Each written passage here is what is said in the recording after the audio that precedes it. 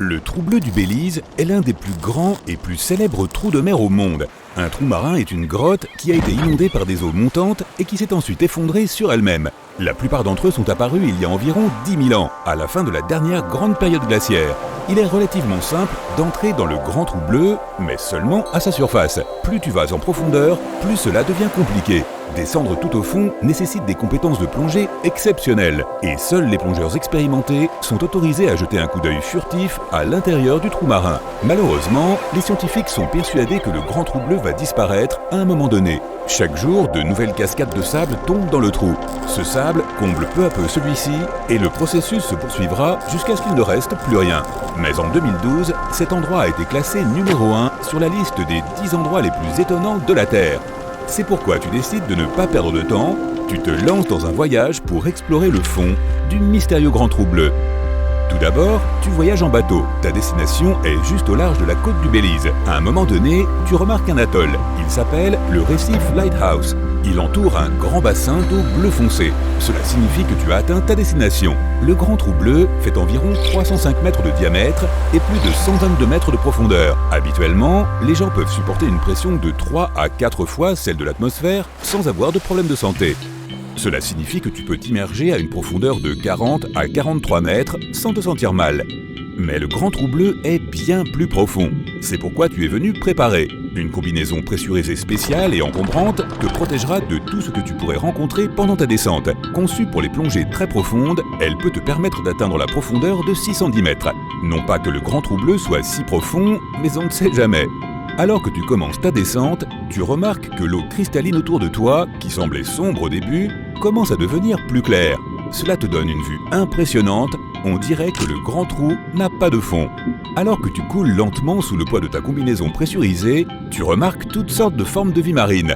Voici un énorme mérou. Et cette créature, n'est-ce pas l'emblématique requin-marteau ? Bientôt, tu découvres qu'il y a beaucoup d'espèces de requins différentes évoluant dans le grand trou bleu.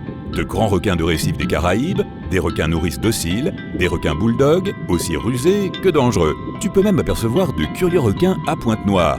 Heureusement, ils ne font pas attention à toi. Tu croises aussi de grandes tortues et de magnifiques coraux géants. Tu passes devant plusieurs corniches à des profondeurs respectives de 21 mètres et 50 mètres. Il doit y avoir une autre corniche à une profondeur impressionnante de 91 mètres. Mais tu n'as pas encore atteint cette profondeur. Les rebords confirment l'origine du trou, une ancienne formation calcaire apparue sur la terre ferme.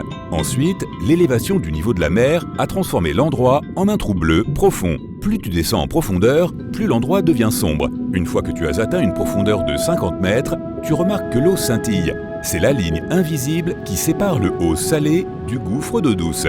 Tu remarques une couche blanche de carbonate de calcium à une profondeur de 90 mètres.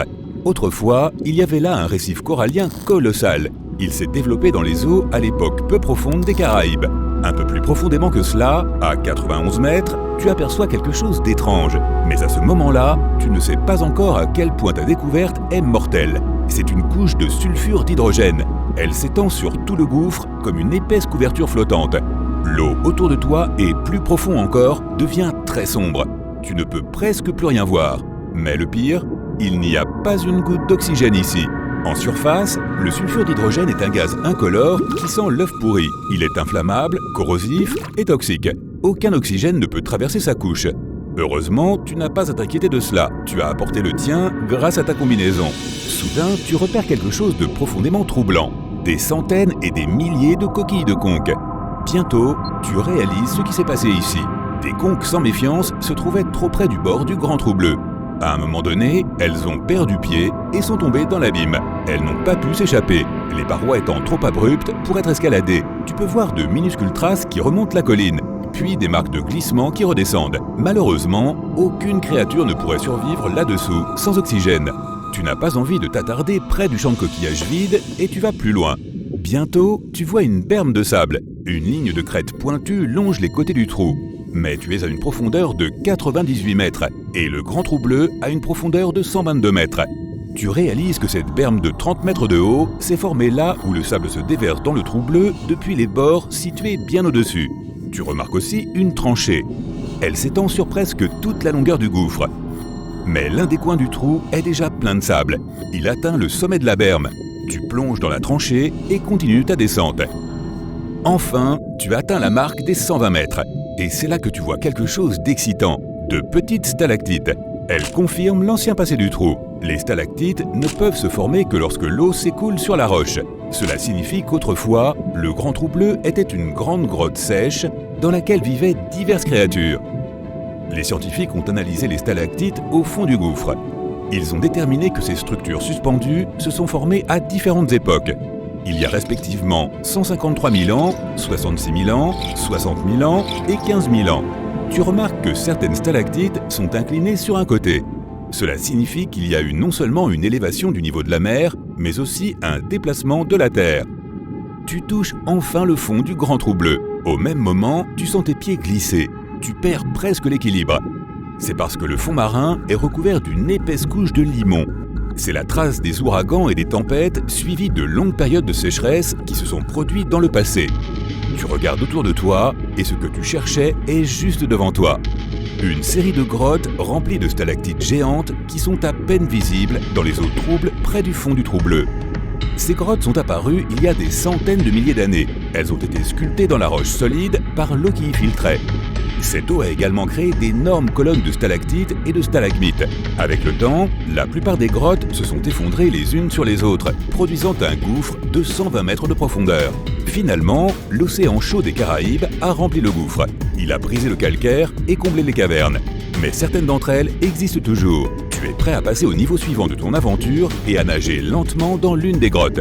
Il fait sombre à l'intérieur. Tu ne vois aucun signe de vie, seulement de majestueuses stalactites et stalagmites qui t'entourent. Soudain, une pensée te vient. Et si je trouvais l'entrée d'un gouffre encore plus profond dans l'une de ces grottes? Il n'y a aucune preuve scientifique de l'existence d'un tel passage. Mais sait-on jamais? Tu plongerais alors dans cette étroite ouverture. À une profondeur de 200 mètres, tu ne verrais plus rien autour de toi. Ce serait le début de la zone crépusculaire. C'est la profondeur à laquelle la lumière du soleil n'arrive presque plus. Plus tu descendras en profondeur, plus ce sera sombre.